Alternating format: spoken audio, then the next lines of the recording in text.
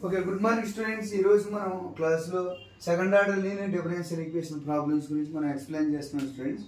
కాబట్టి మనం ఫస్ట్ ఈ ప్రాబ్లమ్ సాల్వ్ చేయాలంటే f of d into y equal to q format లో ఉందో లేదో చూసుకోవాలి స్టూడెంట్స్.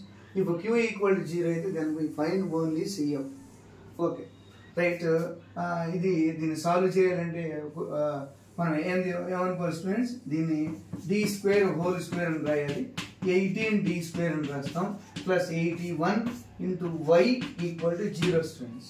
కాబట్టి suppose let d square equal to x అనుకున్నాం అనుకోండి స్టూడెంట్స్, ఈజీగా మనకు ఆన్సర్ వస్తుంది. కాబట్టి x square plus 18x plus 81 equal to into y is equal to 0.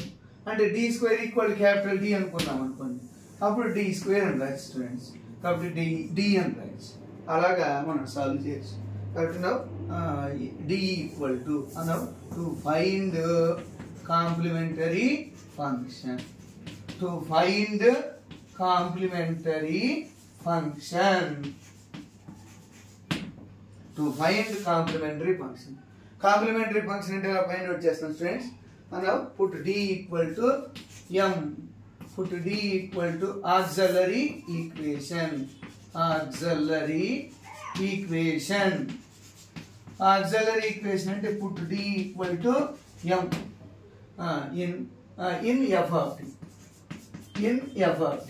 Then f of m is equal to 0. కాబట్టి m square plus 18m plus 81 equal to 0. But మన auxiliary equation form చేయాలి students. m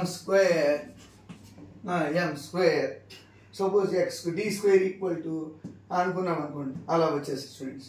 కాబట్టి d square 2 numbers multiplication చేస్తే అలాగ చేయాలి students. m square plus 9m plus 9m plus 81 equal to 0.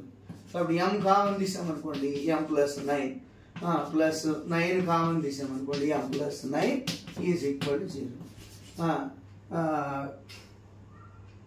ఇక్కడ మనం ఏం వస్తుంది students, m plus 9 equal to 0 and m plus 9 is equal to 0 and m is equal to and m అంటే value ఎంత students, m square plus 9 equal to 0.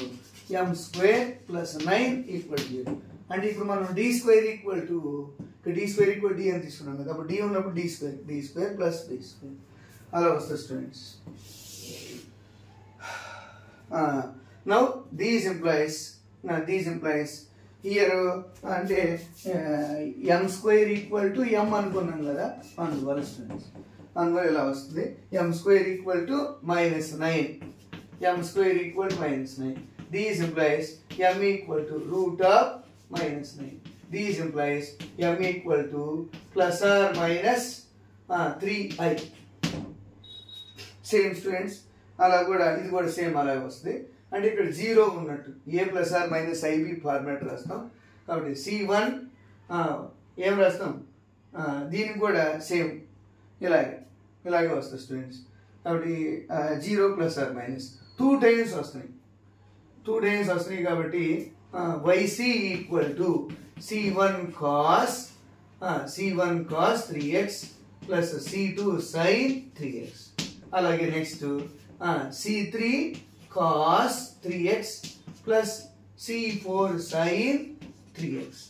అంటే ఫైనల్గా తినరాయచ్చు c1 cos 2 times వచ్చేసినాయి కాబట్టి 2 టైమ్స్ వస్తున్నాయి స్టూడెంట్స్. ఇక్కడ 2 టైమ్స్ వస్తున్నాయి కాబట్టి మనం ఏం రాయొచ్చు e power 0x into c1 plus c2x c2x into cos 3x plus c3 plus c4x into sin 3x ఇలా రాయిస్తుంది. అంటే ఇక్కడ 2 టైమ్స్ రిపీట్ అయినాయి కదా, 2 టైమ్స్ రిపీట్ అయింది, అందువల్ల మనము ఈ ఫార్మాట్లో రాయాలి స్టూడెంట్స్. ఇలా చేస్తే ఈజీగా ఆన్సర్ వస్తుంది. Okay, thank you students. చూడండి ఒకసారి, ఇప్పుడు d స్క్వేర్ ఈక్వల్ m రాసి మనం చేస్తే ఆన్సర్ ఈజీగా వస్తుంది. Okay, thank you.